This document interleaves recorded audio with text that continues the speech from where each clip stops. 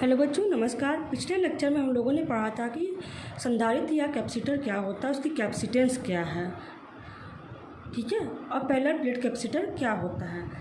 अब हम इस लेक्चर में ये जानेंगे कि क्या होगा जब किसी पैरेलल प्लेट कैपेसिटर के बीच में कोई डाइलेक्ट्रिक मटेरियल इंसर्ट कर दिया जाए, ठीक है।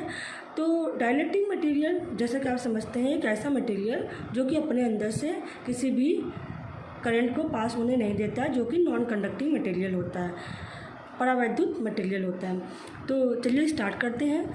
मान लेते हैं, इसको ध्यान से समझिएगा, आप जब तक थ्योरी नहीं पढ़ेंगे तब तक आप ऑब्जेक्टिव क्वेश्चन को भी टैकल नहीं कर पाएंगे, ठीक। तो इसके लिए हमने क्या कंसिडर किया कि हमारे ये दो प्लेट्स हैं, ये दो प्लेट्स हमारे क्या हैं, पैरेलल प्लेट कैपेसिटर हैं, जिसकी इस साइड पर हमारा पॉजिटिव चार्ज है, ठीक है। जितने नंबर ऑफ़ चार्जेस इधर होंगे उतने ही नंबर ऑफ़ नेगेटिव चार्जेस हमारे प्लेट के इस साइड पर होंगे। आप काउंट करके गिन के जितने हैं उतने बना लीजिएगा। इसके राइट साइड को अर्थ से कनेक्ट कर लिया जाएगा, जिससे कि इसके सारे पॉजिटिव चार्ज अर्थ को चले जाए। इसके ऊपर जो भी चार्ज है वो क्यू अमाउंट ऑफ चार्ज है। अब यदि इसके बीच में कोई मटेरियल नहीं रखा हुआ है तो जैसा कि हमने पिछले लेक्चर में कैलकुलेट किया था, C का मान आएगा एप्सिलॉन नॉट A/d, जहाँ पर D क्या है, इन दोनों प्लेट्स के बीच की डिस्टेंस है, ठीक है। क्या होगा जब हम एक ऐसा मटेरियल जो कि डाइलेक्ट्रिक मटेरियल है इसके बीच में, इनकी प्लेट्स के बीच में इंसर्ट कर देंगे। तो मान लेते हैं कि एक डाइलेक्ट्रिक मटेरियल है ये, जिसकी thickness, let us suppose that इसकी थिकनेस जो है वो T है। T थिकनेस के मटेरियल को हमने डाइलेक्ट्रिक मटेरियल को इसमें इंसर्ट कर दिया। तो जैसे ही हम इंसर्ट करेंगे, ठीक है, जब इंसर्ट नहीं था तब के केस में क्या होगा, एक इलेक्ट्रिक फील्ड होगा। मान लिया कि ये हमारा कितना है, इलेक्ट्रिक फील्ड है E, ठीक, या हम इसको इलेक्ट्रिक फील्ड E0 मान लेते हैं कि जिस समय इसके अंदर कुछ नहीं रखा हुआ है तब पॉजिटिव से निगेटिव की तरफ एक इलेक्ट्रिक फील्ड E0 एक्ट करेगा। अब जैसे ही हम इस डाइलेक्ट्रिक मटेरियल को इसमें रख देंगे तो इसके अंदर जो भी मॉलिक्यूल्स हैं सारे मॉलिक्यूल्स पोलराइज होने लगेंगे, ध्रुवित होने लगेंगे। अब ध्रुवित होने का मतलब क्या है, ध्रुवित होने का मतलब क्या है कि कोई भी मटेरियल जब किसी दूसरे एक्सटर्नल कॉज के इन्फ्लुएंस में नहीं है तो वो स्टेबल कंडीशन में रहेगा, यानी उसके अंदर जो पॉजिटिव और नेगेटिव चार्जेस हैं वो रैंडमली डिस्ट्रीब्यूटेड रहेंगे और ओवरऑल ये मटेरियल जो रहेगा इस पर कोई चार्ज नहीं होगा, सब ओवरऑल मिला के कैंसिल आउट हो जाएगा। लेकिन जैसे ही इसको हम किसी इलेक्ट्रिक फील्ड में रख दिए, क्योंकि इसके अंदर ऑलरेडी एक इलेक्ट्रिक फील्ड E0 मौजूद है, क्योंकि इस प्लेट पे पॉजिटिव चार्ज है, इस प्लेट पर नेगेटिव चार्ज है, इसकी वजह से क्या होगा, इसके जो भी मटेरियल्स है, जैसे सपोज कर लिया कि हमारा ये मॉलिक्यूल है, तो इस मॉलिक्यूल का जो पॉजिटिव पॉइंट होगा, जो नेगेटिव एंड होगा वो इस तरफ आने लगेगा और इसका पॉजिटिव एंड इधर आने लगेगा। इसी तरह दूसरा मॉलिक्यूल होगा, ये इधर पॉजिटिव हो जाएगा, ये इधर पॉजिटिव और इधर निगेटिव हो जाएगा। तो जितने भी इसके मॉलिक्यूल्स हैं सब ऐसे ही, इसी कहते हैं पोलराइजेशन ऑफ दी मॉलिक्यूल्स, कि मॉलिक्यूल के एक सिरे पर निगेटिव आवेश आ रहा है, दूसरे सिरे पे पॉजिटिव आवेश आ रहा है, तो ओवरऑल सारे मॉलिक्यूल्स में ये घटनाएं होने लगेंगी। तो इसका रिजल्ट क्या होगा, रिजल्ट ये होगा कि सारे निगेटिव चार्जेस एक तरफ इकट्ठा हो जाएंगे और पॉजिटिव चार्जेस एक तरफ इकट्ठा हो जाएंगे। और चूँकि ये पॉजिटिव है तो इसके अपोजिट डायरेक्शन में ये वाला डायरेक्शन जो होगा ये निगेटिवली चार्ज हो जाएगा इक्वल फॉर्म में, और इसका ये वाला सिरा जो है वो पॉजिटिवली चार्ज हो जाएगा, ठीक। तो इसका रिजल्ट क्या हो गया, जब ये डाइलेक्ट्रिक मटेरियल, मान लिया कि इसका परावैद्युतांक K है, जैसे इलेक्ट्रिक फील्ड में रखा गया तो इसका एक सिरा निगेटिवली चार्ज हो गया, एक सिरा पॉजिटिवली चार्ज हो गया। तो जब इस केस में भी क्या होगा कि एक इलेक्ट्रिक फील्ड डेवलप हो जाएगा from positive to negative charge. तो मान लिया कि ये जो है E' हो गया, ठीक। E' जो इलेक्ट्रिक फील्ड हुआ, इस स्लैब के अंदर, डाइलेक्ट्रिक स्लैब के अंदर एक इलेक्ट्रिक फील्ड E' प्रोड्यूस हो गया। तो अब आप देख रहे हैं कि E' तो इसके पोलराइजेशन की वजह से इस पर लगा, E0 पहले से ही काम कर रहा था, तो नेट इलेक्ट्रिक फील्ड इस स्लैब पर कितना काम करेगा, ये जो डाइलेक्ट्रिक स्लैब है इस पर रिजल्टेंट इलेक्ट्रिक फील्ड कितना आएगा। तो इसका रिजल्टेंट इलेक्ट्रिक फील्ड निकालने के लिए मान लिया कि E होगा, तो E इक्वल टू कितना हो जाएगा, आप देख रहे हैं कि E0 का डायरेक्शन इधर है, E' का डायरेक्शन इधर है, दोनों अपोजिट डायरेक्शन में है, और obviously E0 is greater than E', दोनों वेक्टर क्वांटिटी है। तो इस केस में क्या हो जाएगा, electric field E, net electric field E equal to हो जाएगा E naught minus E dash. ठीक है, ये आपका इक्वेशन नंबर 1, ये आपका इक्वेशन नंबर 2। अब जैसे ही ये हो जाएगा तो क्या है, चूँकि इलेक्ट्रिक फील्ड प्रोड्यूस है, चार्जेस अपोजिट पोलैरिटी के प्रोड्यूस है, तो इनके बीच में पोटेंशियल डिफरेंस भी होगा। अब मान लेते हैं कि इस पूरे डिवाइस का कितना पोटेंशियल डिफरेंस आ रहा है। तो आप देख रहे हैं, यदि यहाँ का पराविद्युतांक एप्सिलॉन नॉट है, यहाँ का चूँकि डाइलेक्ट्रिक कांस्टेंट के है, तो ओवरऑल इसका क्या हो जाएगा, एप्सिलॉन नॉट के हो जाएगा। एप्सिलॉन नॉट के इसका डाइलेक्ट्रिक कांस्टेंट हो जाएगा। ठीक, परमिटिविटी हो जाएगी। In fact epsilon nought K is the permittivity of this dielectric slab and K is the dielectric constant of this slab. तो अब हमें क्या निकालना है, नेट पोटेंशियल डिफरेंस निकालना है बिटवीन दी टू प्लेट्स। कौन सी plates, plate number 1 and plate number 2। तो net potential difference between plates 1 and 2। तो हम v को क्या लिख सकते हैं, v निकालना है। तो पहले तो जो हमारा इसके क्रॉस पोटेंशियल डिफरेंस है वो, और जो ये खाली जगह मिल रही है, ये खाली स्पेस और ये खाली स्पेस, इनके बीच में कितना पोटेंशियल है उन दोनों को ऐड कर देंगे तो हमारा टोटल पोटेंशियल डिफरेंस निकल आएगा। ठीक है, क्योंकि पोटेंशियल डिफरेंस जो होती है स्केलर क्वांटिटी है, तो इस वजह से हमें इसमें कोई भी डायमेंशन या डायरेक्शन का ध्यान नहीं रखना है। तो टी को अगर हम हटा दें तो बिना टी यानी कि बिना डाइलेक्ट्रिक मटेरियल का कितना स्पेस बचा हुआ हमारे बीच में, तो वो हो जाएगा, यानी इस स्पेस और इस स्पेस को मिलाकर जो टोटल स्पेसिंग आएगी वो आएगी डी माइनस टी। ठीक है, और इस जगह पे जो इलेक्ट्रिक फील्ड काम कर रहा है इन दोनों जगह पे, यहाँ पर अभी भी ई नॉट काम कर रहा है, यहाँ पर अभी भी ई नॉट ही काम कर रहा है। ठीक है, तो हम जानते हैं कि ई इक्वल टू होता है V by D. Generally electric field equal to potential difference upon distance. तो यहाँ से v इक्वल टू निकल आएगा e इंटू डी। ठीक, तो इसी को अप्लाई करेंगे, जो कि ऐसा जिस जगह पे हमारा डाइलेक्ट्रिक मटेरियल नहीं मौजूद है, तो वहाँ का इलेक्ट्रिक फील्ड है ई नॉट, और वहाँ का जो बचा हुआ स्पेस है वो है डी माइनस टी, प्लस जिस जगह पे डाइलेक्ट्रिक मटेरियल प्लेस्ड है, तो डाइलेक्ट्रिक मटेरियल की थिकनेस हो गई टी, और डाइलेक्ट्रिक मटेरियल पर लगने वाला नेट इलेक्ट्रिक फील्ड जो है वो ई है, तो ये हो गया ई। ठीक, तो इस प्रकार से ये आ गया पोटेंशियल डिफरेंस।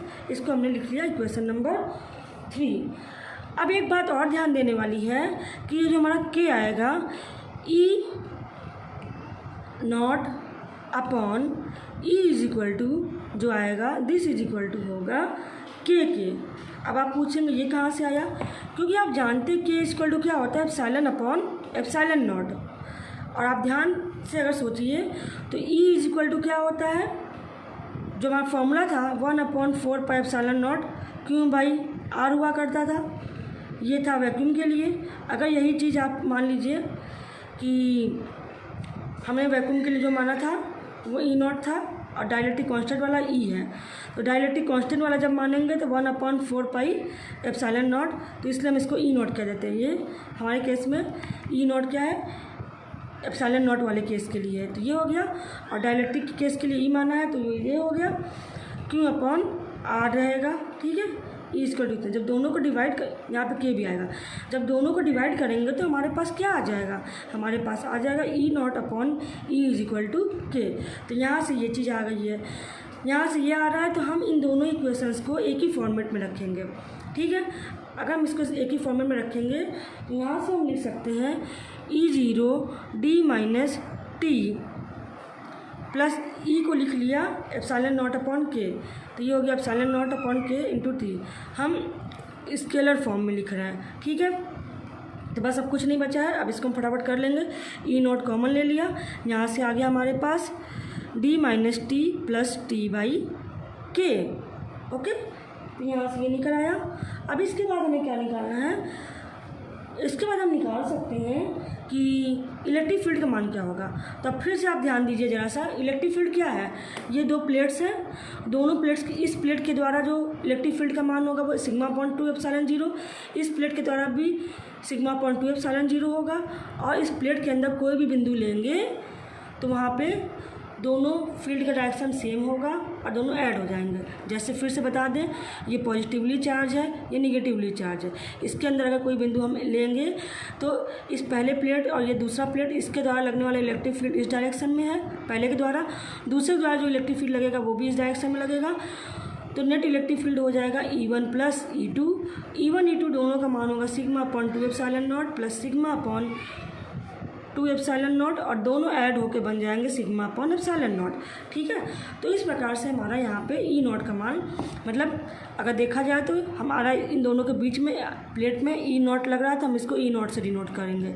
तो यहाँ से E नॉट इक्वल टू आ गया सिग्मा अपॉन एप्सिलॉन नॉट, रख देंगे यहाँ पर sigma upon epsilon nought D minus T plus T by K. Sigma क्या है? सरफेस चार्ज डेंसिटी, आप जानते हैं sigma is equal to Q upon A होता है, तो यहाँ पे रख देंगे Q upon A epsilon nought D minus T plus T by K. अब हमारा क्या होता है? Capacitance C is equal to होता है क्यू अपॉन V। तो आप क्यू अपॉन जैसे इसकी वैल्यू को यहाँ रखेंगे तो ऊपर नीचे क्यू क्यू कैंसिल हो जाएगा, and we are left with only epsilon naught upon D minus T plus T by K. तो इस प्रकार से ये हमारा आ गया कैपेसिटेंस का इक्वेशन, जब कि दोनों प्लेट्स के बीच में एक परावैद्युत मटेरियल को रख दिया जाएगा। ठीक है, अब इसी में से आप देख लीजिए, आप देख रहे हैं कि C का मान जो है वो बढ़ जाएगा, और यदि अगर इसी केस में if D is equal to T के हो जाए, D is equal to T का मतलब क्या है कि जो हमारा, या ये कह लें कि if T is equal to D, यानी कि जो हमारा थिकनेस ऑफ द मटेरियल है, जो डाइलेक्ट्रिक मटेरियल है, वो मटेरियल पूरा का पूरा हमारा खाली स्पेस पर फिल हो जाए। यानी अगर ये हमारी प्लेट्स हैं तो पूरा डाइलेक्ट्रिक मटेरियल हमारा इनके बीच में आ जाए, यानी इस समय हमारा D बराबर T के हो जाएगा। तो उस केस में क्या होगा? उस केस में हमारा C का मान आ जाएगा C इज इक्वल टू, आप जानते हैं ये वैल्यू 0 हो जाएगी D बराबर T होने से, ये T बाई के ऊपर चला जाएगा, C इज इक्वल टू आ जाएगा के ए एप्सिलॉन नॉट अपॉन D। ठीक है, तो ये तब के लिए है जबकि दोनों प्लेट्स के बीच में पूरी तरह से परावैद्युत मटेरियल भरा हो। चलिए एक बार फिर से रिवाइज कर लेते हैं जल्दी से कि अगर हमारा दो प्लेट है, ये पॉजिटिवली चार्ज है तो इसके इन्फ्लुएंस में ये निगेटिवली चार्ज हो जाएगा, इसका अपोजिट प्लेट जो है वो पॉजिटिवली चार्ज होगा, और जैसे इसको हम अर्थ से कनेक्ट करेंगे पॉजिटिव चार्ज पूरे अर्थ में चले जाएंगे। तो इस प्रकार से पहले और दूसरे प्लेट के बीच में पोटेंशियल डिफरेंस प्रोड्यूस हो जाएगा और पॉजिटिव से नेगेटिव चार्ज की तरफ एक इलेक्ट्रिक फील्ड E काम करेगा।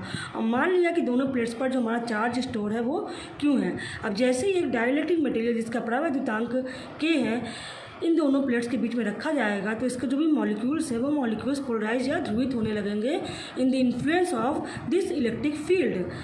तो होगा, इसका रिजल्ट ये होगा कि सारे के सारे माइनस चार्ज लेफ्ट साइड पर इकट्ठा हो जाएंगे और पॉजिटिव चार्ज जो है राइट प्लेट पर इकट्ठा हो जाएंगे। तो इसके रिजल्ट में इस साइड में निगेटिव चार्ज और इस साइड में पॉजिटिव चार्ज हो जाएगा, जिसकी वजह से ये पूरी की पूरी प्लेट पोलराइज हो जाएगी और इसमें इलेक्ट्रिक फील्ड ई डैश प्रोड्यूस हो जाएगा, जिसका डायरेक्शन प्लस से माइनस या राइट से लेफ्ट की तरफ होगा।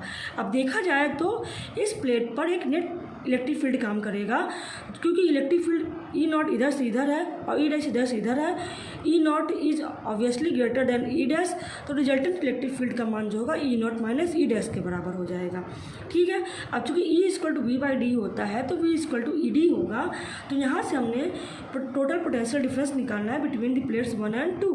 तो इसके लिए क्या होगा, इस डाइलेक्ट्रिक प्लेट के बीच में पोटेंशियल डिफरेंस प्लस ये खाली स्पेसेस के बीच में पोटेंशियल डिफरेंस। डाइलेक्ट्रिक प्लेट का जो पोटेंशियल डिफरेंस है वो E इंटू टी के बराबर होगा। क्यों? इसके बीच जो नेट इलेक्ट्रिक फील्ड E है, इनका थिकनेस T है, बाकी जो बचा हुआ स्पेस है उसकी थिकनेस D माइनस टी होगी, और बचे हुए स्पेस पर इलेक्ट्रिक फील्ड जो काम कर रहा है वो E नॉट काम कर रहा है। तो यहाँ से हम E को भी E नॉट अपॉन के लिख सकते हैं, क्योंकि we have E naught upon E equal to K. तो यहाँ से इसको रखेंगे, ई नॉट कांस्टेंट लेंगे, ई नॉट की value sigma upon epsilon not आएगी, जो कि यहाँ से हम पहले पढ़ चुके हैं कि कोई भी प्लेन चार्ज शीट है, दो उनके बीच में जो इलेक्ट्रिक फील्ड का मान होता है वो सिग्मा अपॉन एप्सिलॉन नॉट होता है। तो इस फॉर्मूले को यूज करते हुए ए नॉट की जगह पे ये रख दिया, सिग्मा का मान क्यू अपॉन ए रख दिया, इक्वेशन को सॉल्व कर लिया तो हमारे पास सी की वैल्यू क्यू अपॉन वी से आ गया ए epsilon not D minus T plus T by T. और जब इस पूरे स्पेस में अगर डाइलेक्ट्रिक मटेरियल की थिकनेस इस पूरे स्पेस से फिल हो जाएगी, पूरे स्पेस में डाइलेक्ट्रिक मटेरियल को फिल कर देंगे तो T इक्वल टू डी हो जाएगा। और यहाँ पे T इक्वल टू डी रखते ही हमारा इक्वेशन आ जाएगा C इक्वल टू के epsilon 0 A upon D. Okay बच्चों, थैंक यू वेरी मच।